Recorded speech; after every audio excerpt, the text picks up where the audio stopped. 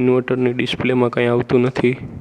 શકો છો કે ઇન્વર્ટરમાં અંદરથી આ બધા ખિસકોલીના માળા ને એવું બધું નીકળે છે અંદરથી. હું અહીંયા અત્યારે છું એકલો, એટલે હવે આ 60 કિલોવોટનું ઇન્વર્ટર આપણાથી ઉતરે એમ તો છે નહીં.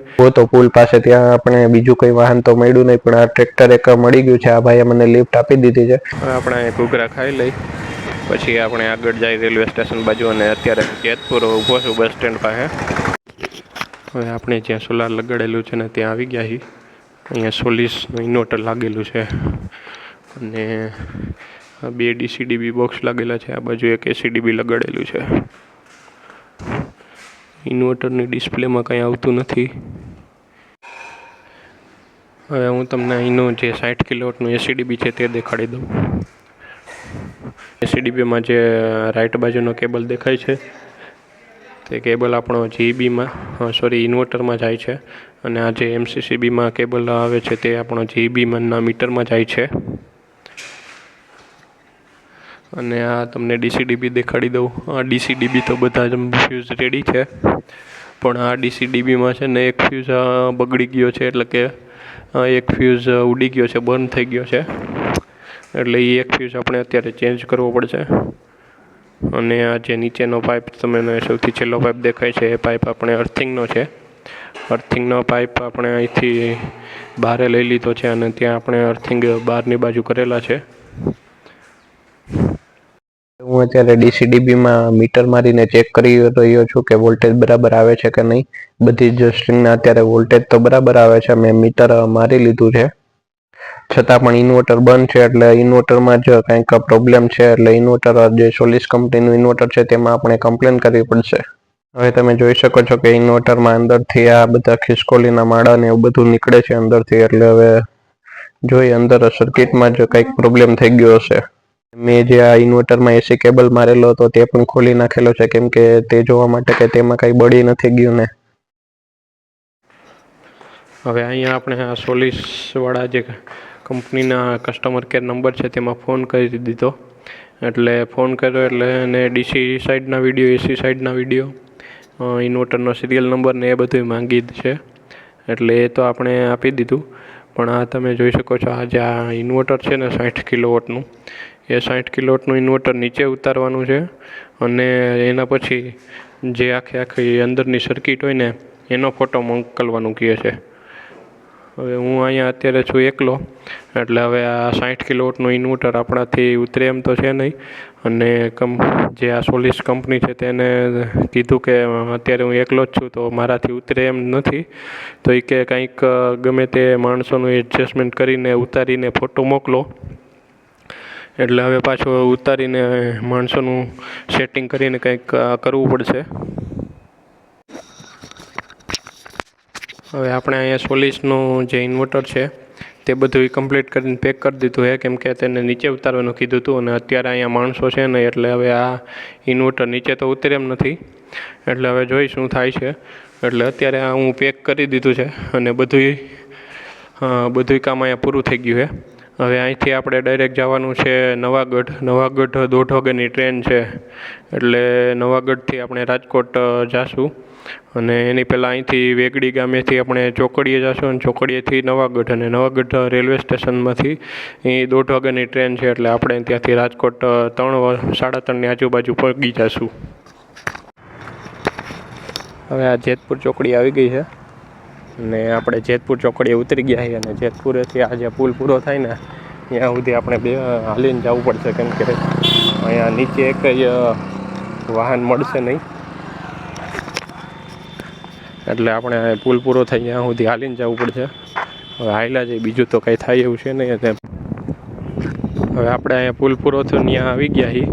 હવે અહીંયા જોઈએ હવે કે વાહન મળે છે. અને અત્યારે વાગી ગયા છે 12:15 અને આપણી જેતલસર જંકશનેથી 1:30 વાગ્યાની ટ્રેન છે.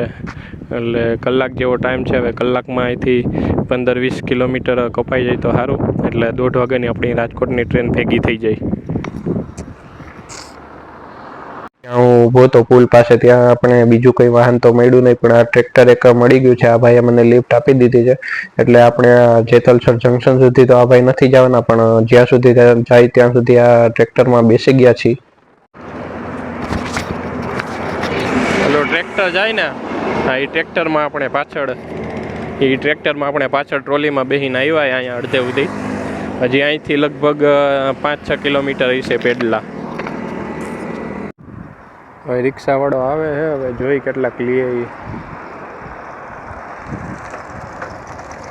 પેડલા હા કેટલા?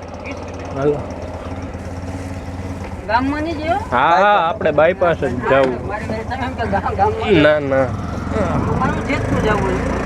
હા હું જે રિક્ષામાં બેઠો હતો ને એ રિક્ષાવાળાએ મને જેતપુર ઉતારી દીધો, કેમ કે પેડલાથી જેતલસર ને કાંઈ મળશે ને, એટલે આપણે જેતપુર આવી ગયા છીએ. હવે આપણે અહીં ઘૂઘરા ખાઈ લઈ, પછી આપણે આગળ જાય રેલવે સ્ટેશન બાજુ. અને અત્યારે જેતપુર ઊભો છું બસ સ્ટેન્ડ પાસે.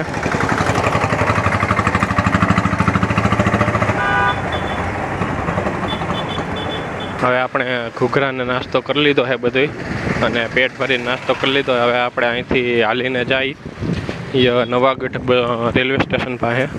અને અત્યારે હું જેતપુર બસ સ્ટેન્ડેથી નવાગઢ રેલવે સ્ટેશન હાલીને જાઉં છું.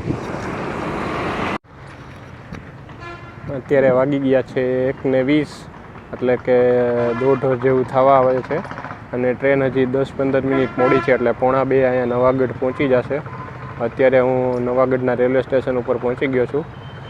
આમ જો નવાગઢનું રેલવે સ્ટેશન છે.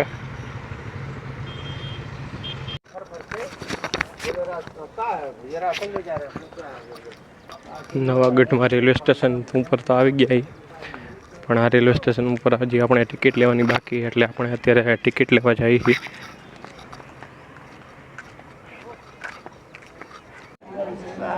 હવે આપણે રાજકોટની ટિકિટ લઈ લીધી છે. ટિકિટ હું તમને બતાડું કેટલાકની થઈ છે.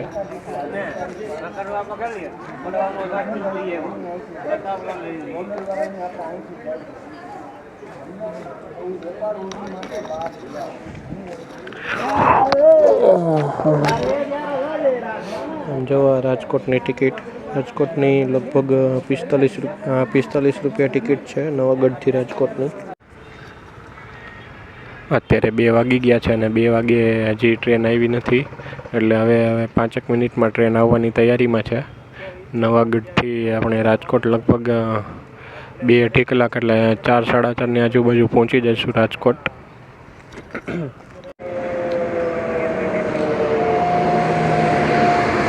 હવે આપણી ટ્રેન આવી ગઈ છે, તો હવે આપણે જઈ.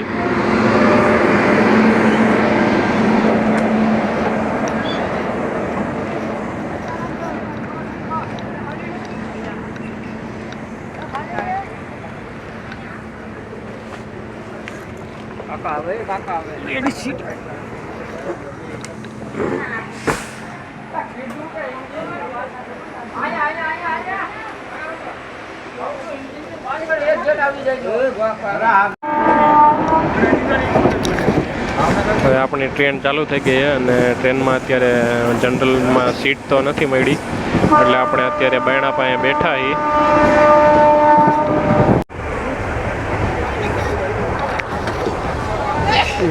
અને આ ટ્રેન છે ને સૌરાષ્ટ્ર જનતા એક્સપ્રેસ છે. સવારે 5 વાગે છે મુંબઈ પહોંચશે, પણ આપણે તો હમણાં રાજકોટ ઉતરી જવાનું છે. આમ જો કેટલી ગડદી છે જનરલ ડબ્બામાં.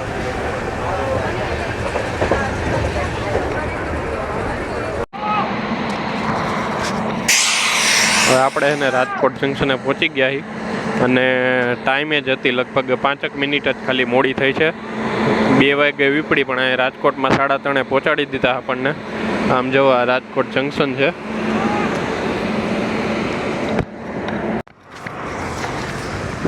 હવે અહીંયા રાજકોટ જંકશનથી મારે હોસ્પિટલ ચોક સુધી હાલીને જવું પડશે, કેમ કે અહીંયા આપણને રિક્ષા કે કંઈ મળશે નહીં ડાયરેક્ટ ગ્રીનલેન્ડ ચોકડીનું. એટલે આપણે હોસ્પિટલ ચોક સુધી હાલીને જઈએ, અને ત્યાંથી આપણે ગ્રીનલેન્ડ ચોકડીની રિક્ષા કે બસ જે કાંઈ મળે એમાં આપણે બેસી જાય. હવે હાલીને આપણે અહીંયા હોસ્પિટલ ચોકના પુલ સુધી આવી ગયા છીએ. હું તમને દેખાડું. અને અહીંયા હવે જો આ સિટી બસનું સ્ટોપ છે, આ દેખાય છે હોસ્પિટલ ચોકનો પુલ છે, અને સામે છે તે આપણે સિટી બસનો સ્ટોપ છે, એટલે ત્યાં સુધી આપણે હાલીને જવાનું છે. અને ત્યાંથી આપણે ગ્રીનલેન્ડ ચોકડીની બસ મળી જશે. હવે આપણને ત્યાંથી 2 મિનિટ ઊભા રહ્યા ત્યાં તરત જ ગ્રીન લેન ચોકડીની બસ મળી ગઈ છે અને ખાલી 5 જ રૂપિયા હોસ્પિટલ ચોકેથી લીધા છે. આમ જો હું તમને બસ એકવાર દેખાડી દઉં. હવે આપણે ઘર પાસે પહોંચી ગયા છીએ અને હવે અહીંથી તમને આ વ્લોગ કેવો લાગ્યો એ જરાક કોમેન્ટ કરજો અને જો ગમ્યું હોય તો આ વિડીયોને લાઇક શેર અને સબસ્ક્રાઈબ કરજો.